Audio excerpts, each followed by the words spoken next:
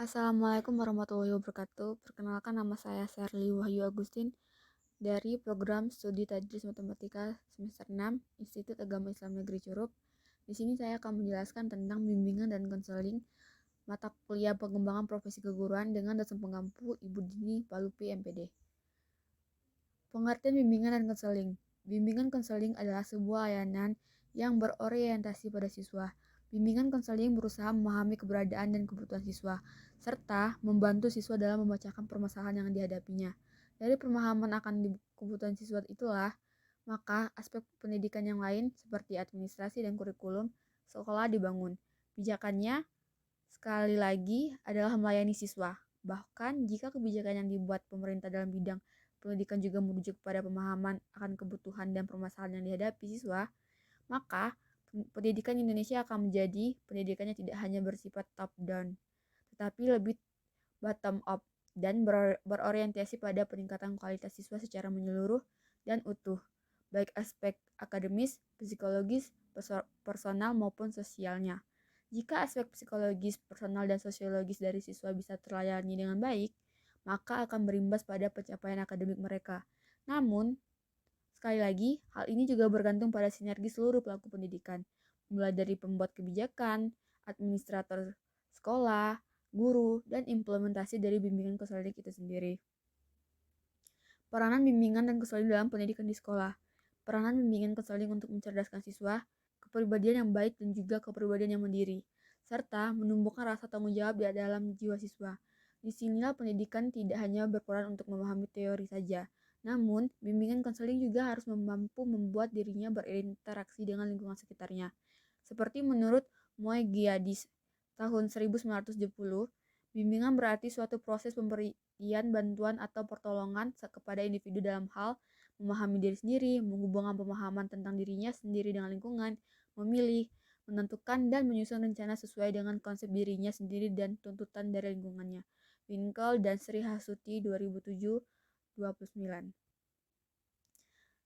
Dengan demikian, peran bimbingan konseling di sekolah dapat diketahui dengan melihat fungsi-fungsi pelayanan bimbingan konseling sebagai berikut. Yang pertama, fungsi pemahaman. Yang kedua, fungsi pencegahan. Yang ketiga, fungsi pengentasan. Yang keempat, fungsi pemeliharaan dan pengembangan. Tujuan bimbingan konseling di sekolah. Yang pertama, untuk mengenal diri sendiri dan lingkungan. Dengan adanya usaha bimbingan, diharapkan siswa dapat mengenal dirinya sendiri dan lingkungan di mana dia berada. Dalam arti, mengenal kekuatan serta kelemahan yang ada pada dirinya. Selanjutnya, pengenalan dari diri sendiri diteruskan dengan pengenalan lingkungan. Lingkungan dalam arti yang sangat umum, yaitu lingkungan keluarga, sekolah, pekerjaan, lingkungan masyarakat, dan sebagainya. Yang kedua, untuk dapat menerima diri sendiri dan lingkungan secara positif dan dinamis, mereka juga harus mengenal kekurangan serta keterbatasan yang ada pada diri mereka. Diharapkan, siswa tidak saja mengenal kekuatan yang mereka miliki dan mengenal lingkungan yang serba memberi kemungkinan-kemungkinan yang baik saja, tetapi mereka juga harus mengenal kekurangan serta kelemahan yang ada pada diri mereka. Dengan mengenal kekurangan yang ada pada diri mereka, akhirnya diharapkan agar mereka mampu menerima apa yang ada atau apa adanya yang terdapat pada diri mereka. Yang ketiga, untuk dapat mengambil keputusan sendiri tentang berbagai hal, siswa mampu memutuskan sendiri suatu tindakan yang akan mereka lakukan sesuai keadaan yang ada. Dengan terpenuhnya tujuan yang pertama dan kedua, hendaknya siswa mampu memutuskan sendiri suatu tindakan yang akan mereka lakukan sesuai dengan keadaan yang ada pada diri mereka dan lingkungan di mana mereka berada. Misalnya, pemilihan terhadap jurusan atau sekolah yang akan mereka masuki, pemilihan pekerjaan yang akan mereka tempati, dan sebagainya. Yang keempat, untuk dapat mengarahkan diri sendiri. Bertujuan untuk mengarahkan peserta didik kepada sesuatu sesuai dengan bakat, minat, dan kemampuan yang ada pada mereka. Sejalan dengan tujuan yang ketiga, kegiatan pembimbingan juga bertujuan untuk mengarahkan peserta didik kepada sesuatu sesuai dengan bakat, minat, dan kemampuan yang ada pada mereka. Namun lebih jauh lagi, bimbingan menginginkan agar pada akhirnya peserta didik mampu mengarahkan diri mereka sendiri yang didasarkan pada keputusan yang mereka ambil sesuai dengan apa yang ada pada diri mereka.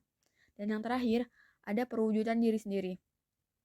Diharapkan peserta didik dapat mewujudkan diri sendiri dengan pengenalan diri sendiri dan lingkungan, dengan pengambilan keputusan sendiri, dan dengan pengarahan diri.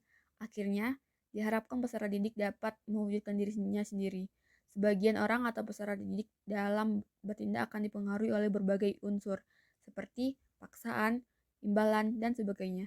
Sehingga kalau dianalisa secara mendalam, tindakan yang mereka lakukan itu dapat menggambarkan siapa mereka sebenarnya. Oleh sebab itu, kegiatan bimbingan berusaha agar dalam bertindak benar-benar menggambarkan diri mereka yang sebenarnya. Terus ada peranan bimbingan dan konseling dalam pembelajaran siswa.